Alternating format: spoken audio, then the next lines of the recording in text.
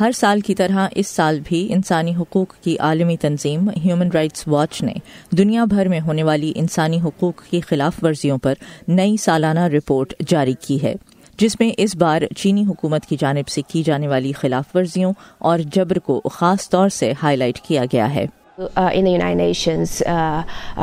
چین نے اقوام متحدہ میں ایسی تمام آوازوں کو ڈرانے دھمکانے کی کوشش کی ہے جو چینی حکومت کی پالیسیز پر تنقید کرنے کی کوشش کر رہے ہیں۔ نہ صرف یہ بلکہ چین کی جانب سے دنیا بھر میں ایسی تقاریر کو سینسر کیا جا رہا ہے جن میں چینی حکومت پر تنقید کی جاتی ہے۔ چین ایسا اپنے معاشی اور سفارتی تعلقات کی بنا پر کر رہا ہے۔ رپورٹ کے مطابق چین کے صوبے زنجیانگ میں 1,30,00,000 ویغر اور ترک نسل کے مسلمانوں کو حکومت کی جانب سے شدید دباؤ اور سخت جبر کا سامنا ہے۔ میرے خیال میں بین الاقوامی برادری نے اس معاملے پر ناکافی آواز اٹھائی ہے۔ مثلاً ایسے ممالک جو جمہوری ہیں جیسے امریکہ، جو دنیا میں انسانی حقوق کا علمبردار سمجھا جاتا ہے، اس نے بھی کچھ نہیں کہا، بلکہ امریکی صدر ڈونلڈ ٹرمپ نے کہا کہ شی جن پنگ ان کے دوست ہیں۔ رپورٹ میں بھارت کی انسانی حقوق کی صورتحال پر تشویش کا اظہار کرتے ہوئے کہا گیا ہے کہ مودی حکومت نے گزشتہ سال بھی انسانی حقوق کا دفاع کرنے والوں اور حکومتی پالیسیز پر تنقید کرنے والے صحافیوں کو ہراساں کرنے کی روش جاری رکھی۔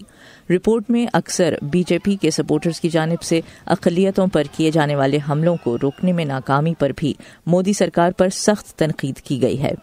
تنظیم نے گزشتہ سال بھارتی حکومت کی جانب سے کشمیر کا خصوصی سٹیٹس ختم کیے جانے سے پہلے ہی لگا دی جانے والی ذرائع ابلاغ اور انٹرنیٹ کی بندشوں اور بڑے پیمانے پر حراستوں کا بھی نوٹس لیا ہے۔ رپورٹ میں امریکی صدر ڈونلڈ ٹرمپ کی خارجہ پالیسی پر بھی سخت تنقید کی گئی ہے اور کہا گیا ہے کہ امریکہ نے دنیا میں انسانی حقوق کے علمبردار ہونے کے باوجود ایسی حکومتوں سے اچھے تعلقات استوار کیے ہیں جو انسانی حقوق کی خلاف ورزیوں میں ملوث ہیں۔ رپورٹ نے امریکی صدر ڈونلڈ ٹرمپ کی امیگریشن پالیسی کو غیر انسانی قرار دیا ہے اور اس کے مطابق صدر ٹرمپ کے دور صدارت میں ایسا غلط بیانیہ تشکیل دیا گیا جس کی بنا پر نسل پرستی کو فروغ ملا ہے۔ امریکہ نے اپنے اس دعوے کو خود ہی کمزور کر دیا ہے کہ وہ انسانی حقوق کا علمبردار ہے۔ ہیومن رائٹس واچ کا کہنا ہے کہ دنیا بھر میں انسانی حقوق کی پامالی جاری رہنے کی وجہ یہ ہے کہ دنیا میں ایسے جمہوری ممالک جو اس بارے میں آواز اٹھایا کرتے تھے ان کی جانب سے ناکافی رد عمل سامنے آ رہا ہے۔ نخبت ملک، وائس آف امریکہ، واشنگٹن۔